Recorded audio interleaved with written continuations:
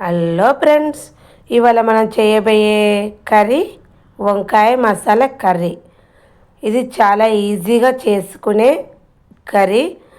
ఇది వంకాయలు అన్నట్టు మనం లేత వంకాయలను తీసుకొని తొడిమెలు ఉంచుకొని మధ్యలోకి 4 భాగాలుగా చేసుకొని ఉప్పు వాటర్లో వేసుకొని పెట్టుకోవాలి. వంకాయ కర్రీ ఎలా రెడీ చేస్తామో ఈ వీడియోలో చూడండి.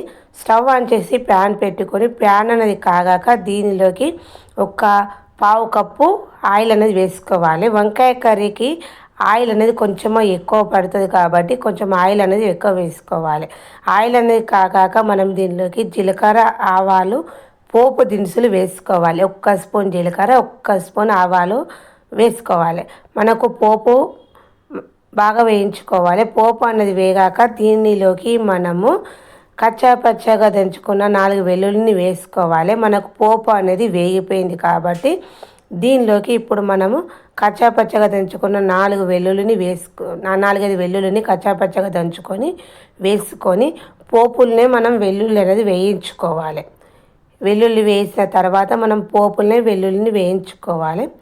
మనకు పోపులో వెల్లుల్లి వేగిపోయింది కాబట్టి దీనిలోకి మనం ఇంతకుముందు ఉప్పులో నానబెట్టిన వంకాయలు ఉన్నాయి కదా, వంకాయలను వేసుకొని వంకాయలు వాటర్లోకి వెళ్ళి తీసుకొని మనం పోపులో వేసుకొని మనం పోపుల్ని వంకాయలు అనేది వేయించుకోవాలి. వంకాయలు అన్నట్టు పోపులో అటు ఇటు కలుపుకొని మూత పెట్టుకొని ఒక 5 మినిట్స్ సిమ్లో పెట్టుకొని వంకాయలను మగ్గించుకోవాలి. మనం పోపుల్ని వంకాయలను మగ్గించుకోవాలి, మూత పెట్టుకోవాలి. తర్వాత దీనికి మనము వంకాయకు మసాలా అనేది రెడీ చేసుకుందాము. ఒక బౌల్ తీసుకొని ఆ బౌల్లోకి మనము 1 కప్పు సన్నగా మిక్సీ పట్టుకున్న ఆనియన్ పేస్టు, 1 కప్పు నువ్వుల పొడి, అల్లం వెల్లిపాయ పేస్ట్ వేసుకోవాలి. తర్వాత 1/2 స్పూను మసాలా పొడి వేసుకోవాలి. మసాలా పొడి అనేది మనం ఇంట్లో రెడీ చేసుకున్న పొడి వేసుకుంటే మన కర్రీ అనేది టేస్ట్ బాగా వస్తుంది. 1/2 స్పూన్ మనం మసాలా పొడి వేసుకున్న తర్వాత 1 స్పూన్ మనము దీనిలోకి ఉప్పు వేసుకోవాలి. ఉప్పు వేసుకున్న తర్వాత కారం వేసుకోవాలి. 1 స్పూన్ కారం. ఉప్పు ఎంత వేసుకున్నామో కారం కొంచెం ఎక్కువ వేసుకోవాలి. వేసుకున్న తర్వాత 1 స్పూన్ చక్కెర వేసుకోవాలి. బెల్లం కూడా వేసుకోవచ్చు, ఏది అవైలబుల్ ఉంటే అది వేసుకోవచ్చు. చిటికెడు పసుపు వేసుకోవాలి. దీనిలోకి మనము ఒక 10 మినిట్స్ మొదలు చింతపండు అనేది నానబెట్టి 1/4 కప్పు చింతపండు అనేది రెడీ చేసుకోవాలి రసము.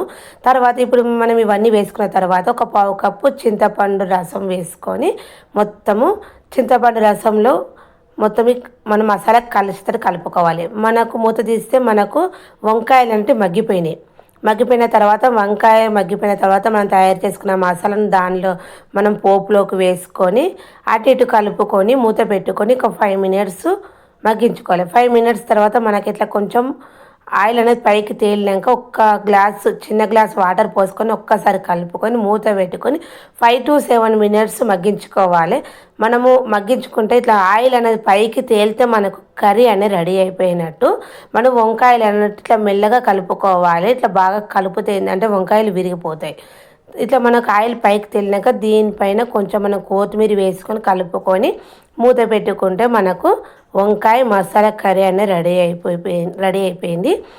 ఇది చపాతీ, పూరి, రోటీ దేనిలోకైనా చాలా బాగుంటుంది. చాలా ఈజీగా చేసుకునే రెసిపీ. మీరు ఒకసారి ట్రై చేసి చూడండి. ఓకేనా? Bye friends.